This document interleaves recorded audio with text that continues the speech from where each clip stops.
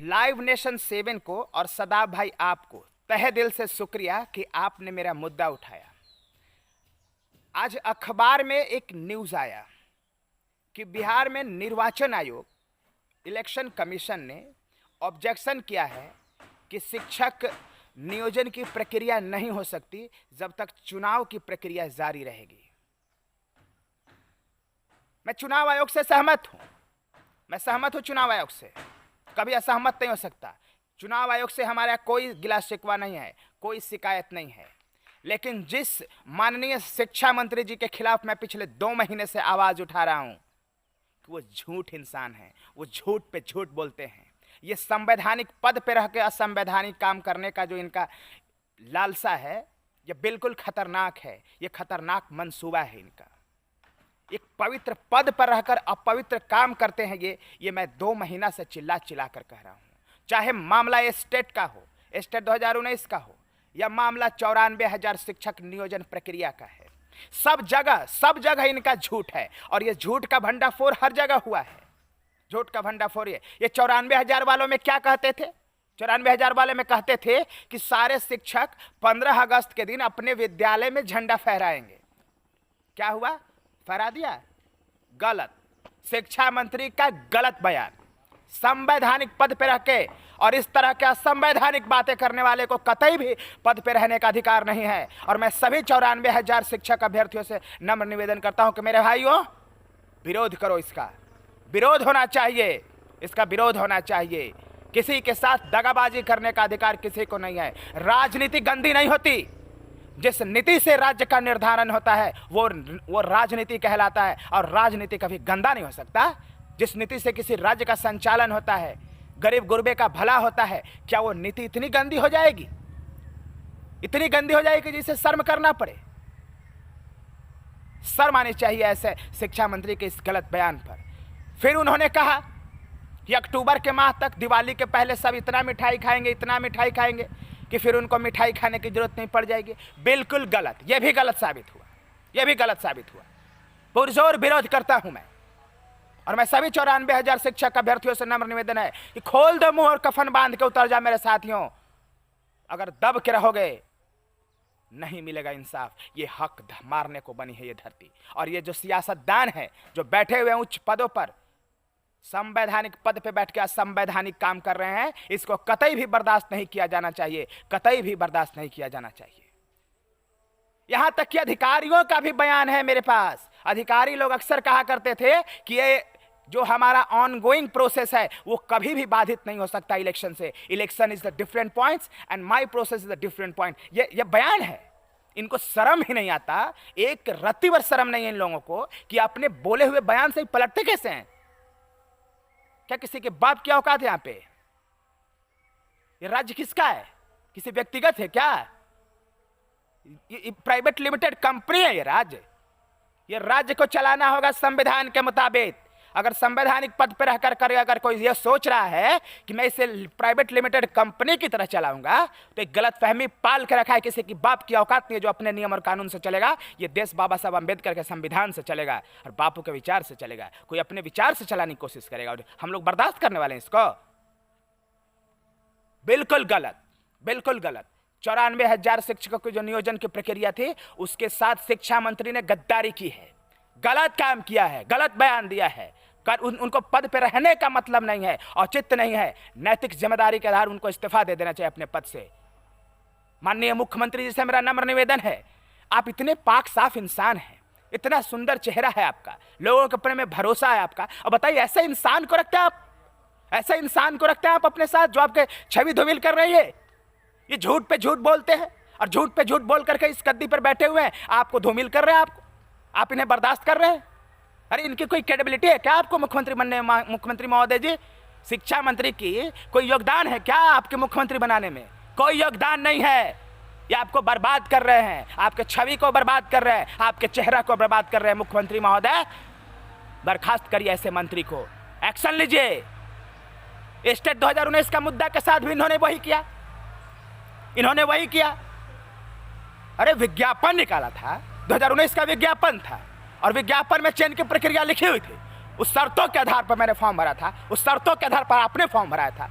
परीक्षा लिया, 4-4 बार परीक्षा लिया, 500 रुपया लिया, कोरोना काल में परीक्षा दिया हमने, जिंदगी को दाव पे लगा करके। क्यों? अगर नौकरी की बात नहीं होती तो क्यों परीक्षा देने जाता कोई? 400 किलोमीटर दूर जाकर परीक्षा दिया, जिंदगी दांव पे लगा करके। इसका क्या हुआ मतलब? रिजल्ट के बाद झूठ बोलते हैं ये शिक्षा मंत्री का बयान 12 मार्च को पढ़िए क्या बोल रहे थे, 21 जून को पढ़िए क्या बोल रहे थे, और 21-22 जून को भी ये बोल रहे थे, और एक बैक पलटी मार दिया। और पता नहीं कैसा ये सिस्टम है और कैसा ये तंत्र है।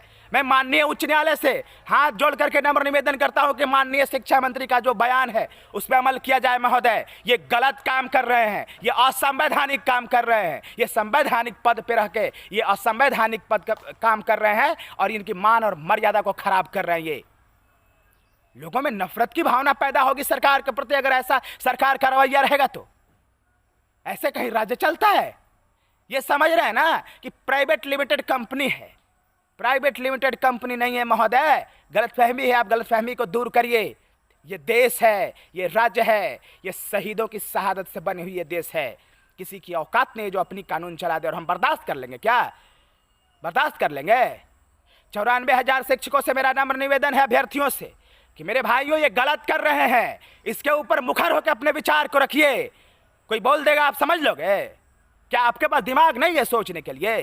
कोई बोल देगा आप बर्दाश्त कर लोगे, सोच लोगे, समझ लोगे, मान लोगे? ये हम लोगों को हमें भी समझा रहे हैं। विज्ञापन पलट जाता है। अरे विज्ञापन किसी कीमत पर नहीं पलटेगा, किसी कीमत पर नहीं पलटेगा विज्ञापन। विज्ञापन के आधार पर 3 साल तक जिसने इंतजार किया उस विज्ञापन के आधार पर, और विज्ञापन के चर के प्रक्रिया बदल दोगे आप? इतनी कुव्वत हो गई आपको? देख लेंगे ना, देखेंगे कौन बदलता है। देखता हूं मैं, देखता हूं कौन बदलता है चयन की प्रक्रिया। इतना आसान नहीं होने वाला है ये, इतना आसान नहीं होने वाला है। ये आंदोलन नहीं, क्रांति होगा। और 94,000 शिक्षक अभ्यर्थियों से मैं नम्र निवेदन करता हूं कि आपको भी आंदोलन करना चाहिए, क्रांति करना चाहिए मेरे साथियों। ये ऐसे नहीं ये झुकने वाले हैं, ये ऐसे नहीं मानने वाले हैं। ये संवैधानिक पद पर रह के असंवैधानिक काम करने की जो सोच रखते हैं ना, इसका विरोध करना होगा, जबरदस्त विरोध करना होगा। ये हम लोगों को समझाते हैं। हम लोग बेवकूफ़ हैं क्या? सब लोग बेवकूफ़ है। और बिहार के 12 करोड़ जनता से और बिहार के सारे बुद्धिजीवियों पत्रकार बंधुओं से मैं कहना चाहता हूं कि ये जो शिक्षा मंत्री माननीय विजय कुमार चौधरी जी जो ये कर रहे हैं ना, ये सरासर गलत है। बताइए, बताइए। अरे आम आदमी कहे तो कहा जाए, आम आदमी का गलत करता है उसको जेल में ठूस दिया जाता है। ये शिक्षा मंत्री हैं, ये पता नहीं क्या है। ये सुबह क्या बोलते, दोपहर क्या बोलेंगे, शाम क्या बोलेंगे, आज क्या बोलेंगे, कल क्या बोलेंगे। मैंने कोई क्रेडिबिलिटी है कि नहीं है? अरे कोई क्रेडिबिलिटी है कि नहीं है कि जो मन में आया बोल दिया? संविधान के मुताबिक चलेगा ये देश।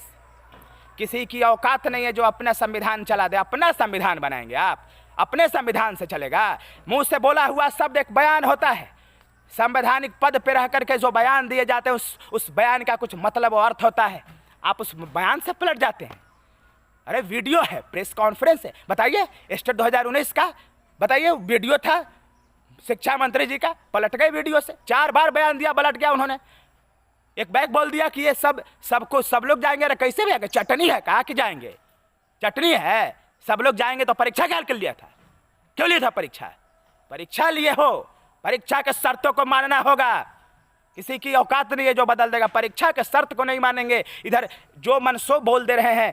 नियोजन ये निर्वाचन आयोग है, निर्वाचन का काम कर रहा है, कोई बात नहीं। 7 दिन ज्यादा है, 7 से 10 दिन अगर सरकार चाह जाए तो सभी नियोजित टीचरों को नियुक्त कर दिया जाएगा। क्या बात कर रहे हैं आप? उलट पलट समझाते हो। यहाँ 7 साल एसएससी, बिहार एसएससी का प्रक्रिया 7 साल 8 साल से चल रहा। शर्म उरम लगता नहीं है आप लोगों को? बेवकूफ बना रहे हैं। स्टेट 2019 का विज्ञापन निकला था, ये कह करके विज्ञापन निकाला गया था कि दिसंबर 2019 में भर्ती की प्रक्रिया पूरी कर ली जाएगी, और अभी तक अंत में विवाद में भी फंसा दिया।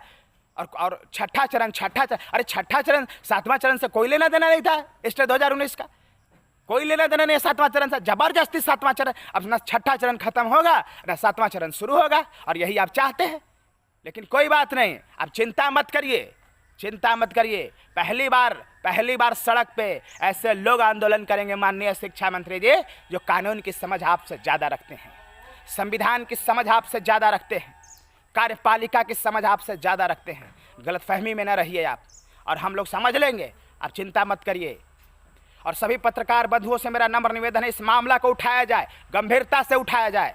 और सरकार गलत कर रही है, माननीय शिक्षा मंत्री गलत कर रहे हैं और इसकी सूचना माननीय मुख्यमंत्री जी को दिया जाए।